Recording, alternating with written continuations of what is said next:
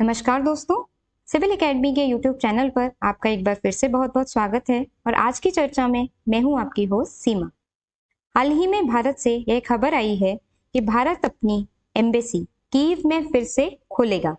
वर्तमान में जो ये एम्बेसी पोलैंड से संचालित हो रही है। आपको बता दूं कि कीव यूक्रेन की राजधानी है और 24 फरवरी 2022 से रूस और यूक्रेन के बीच युद्ध छिड़ा हुआ है। आइए चर्चा करते हैं कि भारत की इस घोषणा के क्या निहितार्थ होंगे और युद्ध के 3 महीने बाद आखिर भारत ने ऐसा फैसला क्यों किया। चलिए सबसे पहले बात करते हैं उन कारणों की जिनकी वजह से भारत ने ऐसी घोषणा की। इसमें एक मुख्य कारण है आगामी 24 मई को होने वाली क्वाड की मीटिंग, जो कि जापान में होगी।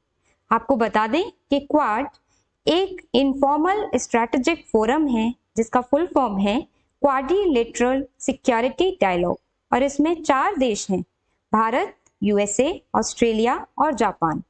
विदेश नीति के विशेषज्ञों की माने तो यह घोषणा आगामी मीटिंग में रशिया यूक्रेन युद्ध पर भारत के कदम को लेकर उठ रहे सवालों का जवाब होगी।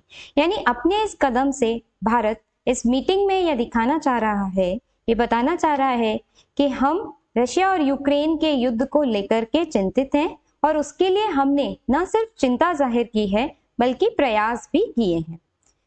भारत के इस निर्णय के पीछे छुपे एक अन्य कारण की बात करें तो वह भारत के द्वारा शांति स्थापित करने का एक सूक्ष्म प्रयास है। हम सभी जानते हैं कि भारत शुरू से ही शांति के लिए गुहार करता रहा है और हमेशा कहता है कि युद्ध कभी भी किसी भी तरीके से उचित नहीं है। भारत अपनी इस घोषणा से संपूर्ण विश्व एवं संयुक्त राष्ट्र को यह संदेश भी देना चाहता है कि किसी भी युद्ध का परिणाम केवल और केवल विनाश होता है, और विश्व के तमाम बड़े संगठनों और देशों से यह भी कहना चाहता है कि आप सिर्फ मूक दर्शक बनकर यह विनाश होते हुए मत देखते रहिए, बल्कि समाधान और शांति के लिए आगे आइए, अपनी भागीदारी दीजिए, जैसा कि प्रयास भारत कर रहा है। एक तीसरे प्रमुख कारण की बात करूं तो यह भी हो सकता है कि भारत तमाम बड़े देशों को यह भी दिखाना चाहता है कि भारत की अर्थव्यवस्था स्थिर है।